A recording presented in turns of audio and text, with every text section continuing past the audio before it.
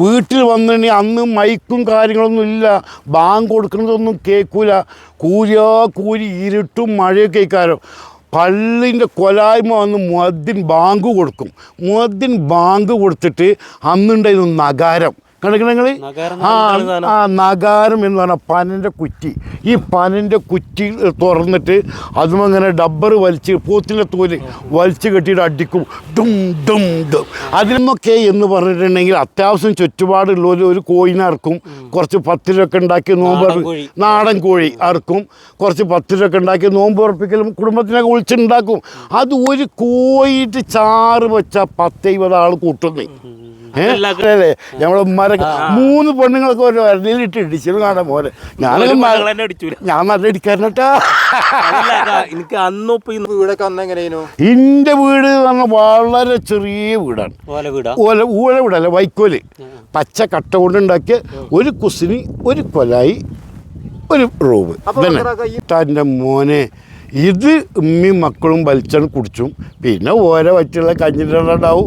അതേ ചപ്പാത്തി പത്തിരി ഒന്നും ഉണ്ടാവില്ല. ഏതെങ്കിലും പൈസക്കാരെ കാര്യമല്ല ഞാൻ പറയണേ. ഇന്നേ പോലെ ആ 95% അപ്പോൾ എന്നോട് പറയാം, അന്നൊക്കെ അസർ നിസ്കാരം കഴിഞ്ഞിട്ടുണ്ടെങ്കിൽ ഞങ്ങളൊക്കെ ഒരു തൂക്കാത്ത് കൊടുത്തിട്ട് പള്ളിക്കൊക്കെ പോകും. എന്തിനറിയോ? ചീരകഞ്ഞിക്ക്. ജീരകക്കഞ്ഞി എന്നാണ് പറഞ്ഞ് ചീരകഞ്ഞിക്ക് പോകും. എന്നാൽ ഞങ്ങൾക്ക് ഓരോ കുട്ടിയേക്ക് ഓരോ തള്ളക്കൈയിൽ 2 തള്ളക്കൈയിൽ ചീരകഞ്ഞി വാങ്ങി വീട്ടിൽ വരും. നമ്മളൊക്കെ ഇന്ന് നോമ്പ് തുറക്കുമ്പോൾ ഒരുപാട് വിഭവങ്ങളൊക്കെ ഇങ്ങനെ മേശമ്മ ഇങ്ങനെ നിരത്തിയിട്ടേ ഒരു പൊടി പൊടിക്കലാണല്ലോ. പണ്ടത്തെ ഈ റമദാൻക്കൊക്കെ എങ്ങനെ നിങ്ങളെ കാലഘട്ടത്തിൽ? അതായത് നിങ്ങളിപ്പോൾ ന്യൂ ജനറേഷനാണല്ലോ. അപ്പോൾ ഈ കാലഘട്ടത്തിൽ നോമ്പിനെ നമ്മൾ എങ്ങനെ വരവേൽക്കുന്നു ആ വിഷയത്തെക്കുറിച്ച് നിങ്ങളൊരു ചർച്ച നടത്തുക.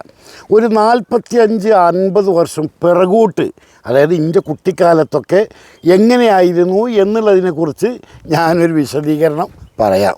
ആ ബക്രാക്ക, നമ്മൾ നോമ്പ് വരുമ്പോഴത്തേന് നമ്മളെ പെരയത്തെ പാത്രങ്ങളും പിന്നെ പുതപ്പുകളൊക്കെ തിരുമ്പി നമ്മളെ വീടൊക്കെ പെയിൻറ്റിങ് ഒക്കെ ചെയ്ത് നനച്ചുള്ളി പണിയൊക്കെ കഴിയുന്നുണ്ടല്ലോ അല്ലേ? ഇനി ബക്രാക്ക അരി പൊടിച്ചിട്ട് മഞ്ഞൾ മല്ലി ഇതൊക്കെയും പൊടിച്ചിട്ട് നമ്മൾ നോമ്പിനെ കാത്ത് നിൽക്കുകയാണല്ലോ. ഇന്ന് നോമ്പ് തുറക്കാൻ നേരത്തെ നമ്മളെ മേശമ്മ പലവിധം വെള്ളങ്ങൾ, പലവിധം കടികൾ, 2-3 ഐറ്റം ചോറുകൾ ഇങ്ങനെ ഇങ്ങോട്ട് മേശം ഇങ്ങോട്ട് നിറഞ്ഞിട്ട് നമ്മൾ അതിന് വേണ്ടി ഇങ്ങനെ കൊതിച്ചിരിക്കുക. കാരണം എന്നാലേ ഒരു 45-50 വർഷം പുറകോട്ട് പോയാൽ എൻ്റെ ചെറുപ്പത്തിൽ ഈ ഗ്രാമത്തിൽ ചുരുങ്ങിയ വീടുകളിലേ കരണ്ടുള്ളൂ. അന്ന് 90-95% വീടുകളും പച്ച കട്ട കൊണ്ടുണ്ടാക്കിയ വീടുകളാണ്, പുല്ല് മേഞ്ഞ വീടുകളാണ്, വൈക്കോൽ മേഞ്ഞ് ഓല മേഞ്ഞ വീടുകളാണ്. അപ്പോൾ എന്നോട് പറയാം, അന്നൊക്കെ അസർ നിസ്കാരം കഴിഞ്ഞിട്ടുണ്ടെങ്കിൽ ഞങ്ങളൊക്കെ ഒരു തൂക്കാത്ത് കൊടുത്തിട്ട് പള്ളിക്കൊക്കെ പോകും. എന്തിനറിയോ? ചീരകഞ്ഞിക്ക്. ജീരകക്കഞ്ഞി എന്നാണ് പറഞ്ഞ് ചീരകഞ്ഞിക്ക് പോകും. എന്നാൽ ഞങ്ങൾക്ക് ഓരോ കുട്ടിയേക്ക് ഓരോ തള്ളക്കൈയിൽ 2 തള്ളക്കൈയിൽ ചീരകഞ്ഞി വാങ്ങി വീട്ടിൽ വരും. വീട്ടിൽ വന്നിട്ടുണ്ടെങ്കിൽ അന്ന് മൈക്കും കാര്യങ്ങളൊന്നും ഇല്ല, ബാങ്ക് കൊടുക്കുന്നതൊന്നും കേൾക്കൂല.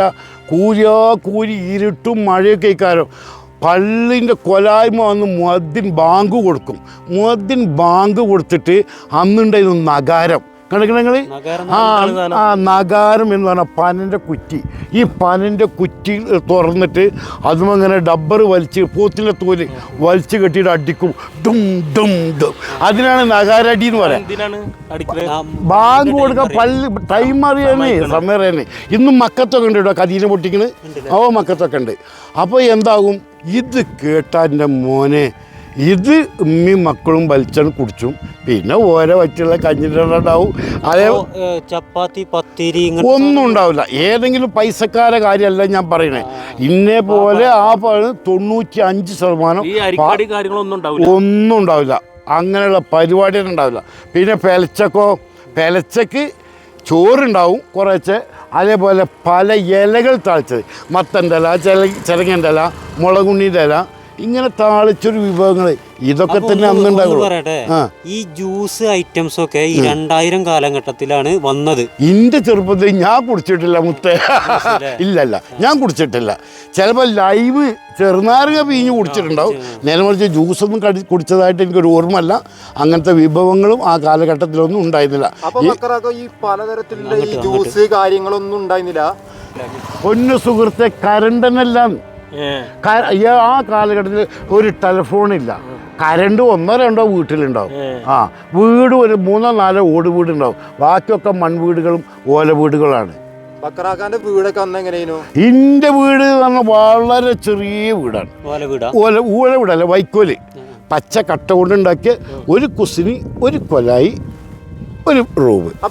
ഈ നോമ്പ് തുറക്കലൊക്കെ ഉണ്ടാക്കുമല്ലോ, പിന്നെ വലിയ പരിപാടിയായിട്ട് അപ്പോഴൊക്കെ പിന്നെ എങ്ങനെ ഒരു സ്പെഷ്യൽ ഉണ്ടാകുമോ? അന്നൊക്കെ എന്ന് പറഞ്ഞിട്ടുണ്ടെങ്കിൽ അത്യാവശ്യം ചുറ്റുപാടുള്ള ഒരു കോഴിനെ അറക്കും, കുറച്ച് 10 രൂപ ഉണ്ടാക്കി നോമ്പ്, നാടൻ കോഴി അറക്കും, കുറച്ച് 10 രൂപ ഉണ്ടാക്കി നോമ്പ് ഉറപ്പിക്കലും കുടുംബത്തിനൊക്കെ വിളിച്ചിട്ടുണ്ടാക്കും. അത് ഒരു കോഴിയിട്ട് ചാറ് വെച്ചാൽ 10-20 ആൾ കൂട്ടുന്നേ. ആ പെരക്കാരും ആ പെരൻ്റെ അയൽവക്കത്തുള്ളവരും എല്ലാവരും എന്നാലും ബാക്കിക്കാരും അതിൻ്റെ ഒരു വാസന ഉണ്ടല്ലോ, അടിച്ചിങ്ങനെ വീസും. ഇന്ന് ഒരു 100 കിലോ കോഴി വെച്ച് നോക്കാം, എവിടേക്കും വരില്ല അതിന്റെ വാസന.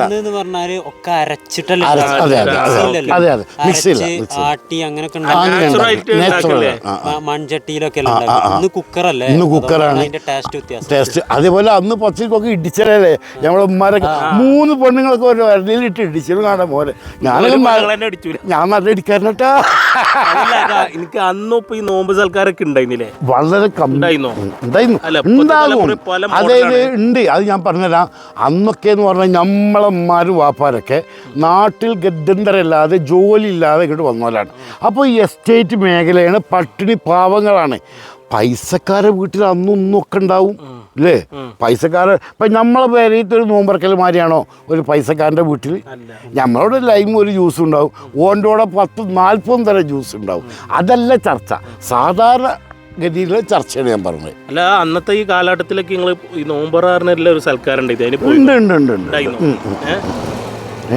അന്നൊക്കെ സംഭവമല്ലേ. നിങ്ങൾക്ക് എന്താണ് കിട്ടിയത്? അത് എന്ന് പറഞ്ഞിട്ടുണ്ടെങ്കിൽ ആ സൽക്കാരം എന്നൊക്കെ പറഞ്ഞിട്ടുണ്ടെങ്കിൽ ഞാൻ പറഞ്ഞത് അതൊക്കെ ഈ 84 കല്യാണം കഴിഞ്ഞ് 84 ശേഷം. ഞാൻ ഈ 84 ശേഷം എന്ന് പറഞ്ഞാൽ ഇത് 50 വർഷം മുമ്പുള്ള കഥകളാണ് ഞാൻ പറയുന്നത്.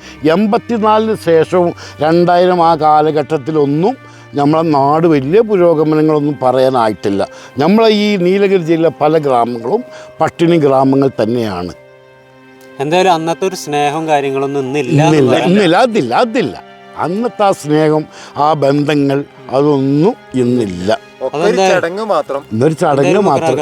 ഇങ്ങനത്തെ ഓരോ പുതുക്കമുള്ള പഴമ കഥകളൊക്കെ ഇനി നമുക്ക് പറയാം. ഇൻഷാ അല്ലാഹ് റബ്ബ് തൗഫീക്ക് നൽകട്ടെ അല്ലേ? ഓക്കെ.